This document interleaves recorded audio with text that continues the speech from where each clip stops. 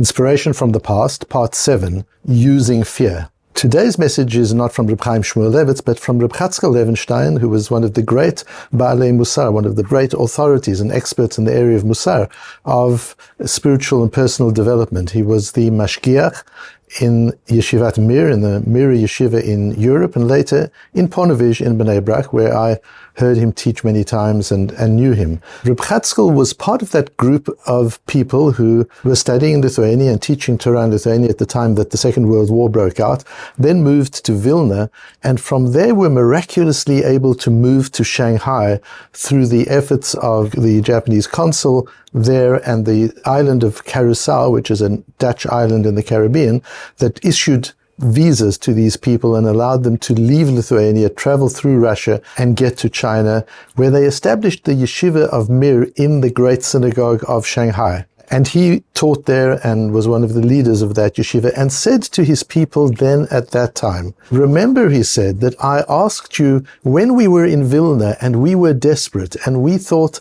that there was no hope or possibility of us being saved. I said to you, write down in your journals how you're feeling at that very time.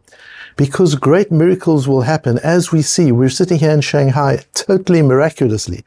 But miracles have the strange habit of becoming normal and natural after a short period of time. They're miraculous before they happen. They're miraculous while they're happening, and they're miraculous for a moment or two after they've happened, and then they become normal. They become natural. That's the nature of miracles. And so I did ask you to write down how you felt at those moments so that after the miracles you could refer back to those notes and remember, because the miracle is what happens between two poles of tension, the pole of desperation and the pole of salvation. And if you lose sight of either of those poles, if you forget the desperation or you forget the salvation, it's very difficult to relive the miracle.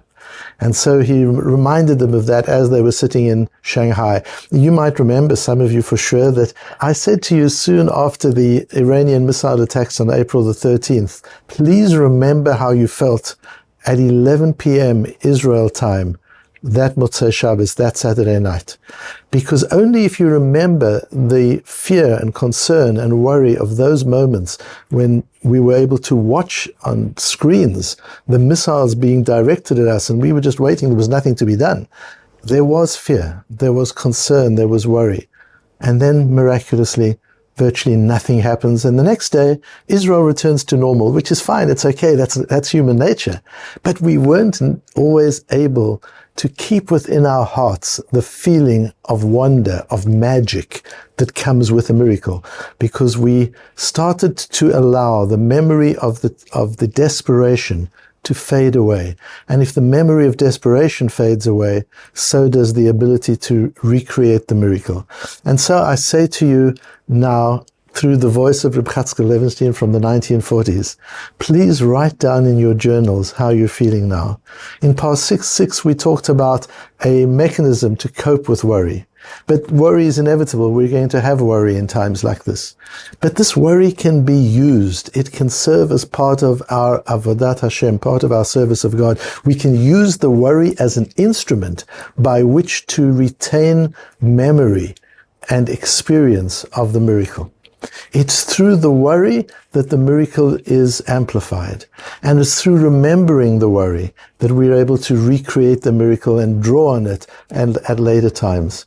And so if you would take the time to jot down some of the things you're feeling and your family is feeling at the moment, some of the worries and fears and concerns, so that in the future, after the most wonderful and amazing miracles are going to happen in the next very short period of time, and things are going to return to normal, that you won't be plagued with this allowing of the fear of desperation to disappear and dissipate somewhere into the past, but will be able to bring it back into your present moment and to be able to relive that gap between the desperation and the salvation and experience the miracle of Hashem, His love for us, His care for us, and His omnipresence, the fact that He's always there for us to save us, help us, and protect us.